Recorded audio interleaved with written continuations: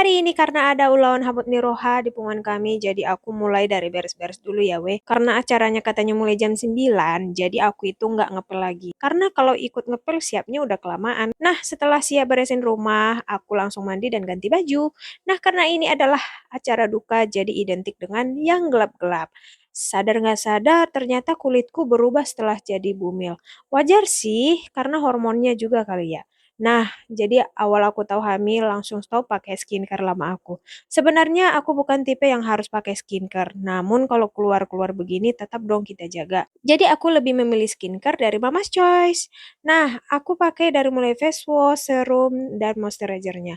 Karena produk ini sudah terbukti aman untuk bumil dan busui. Selain cocok untuk kulit sensitif, rangkaian dari produk ini itu terbuat dari bahan alami. Apalagi ya musim kemarau kayak gini tuh nggak buat kulit aku kering. Ditambah lagi nih moisturizernya udah mengandung SPF 20++. Setelah siap skincarean dan pakai sedikit tambahan alis dan lipstick biar gak pucat-pucat, waktunya kita berangkat. Sampai di rumah duka, rupanya masih acara keluarga, jadi belum telat sama sekali.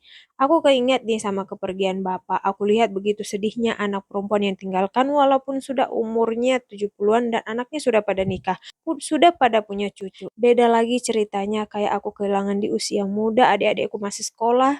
Tapi ya sudahlah, hanya Tuhan yang tahu semuanya dengan segala waktu-waktunya. Nah, sambil berjalannya semua rangkaian acara, ada yang minum, ada yang dikasih cemilan. Jujur, ini yang aku tunggu-tunggu. Setelah menjalani trimester kedua, aku ngerasa gampang kenyang dan gampang juga lapar. Jadi, paslah time-nya.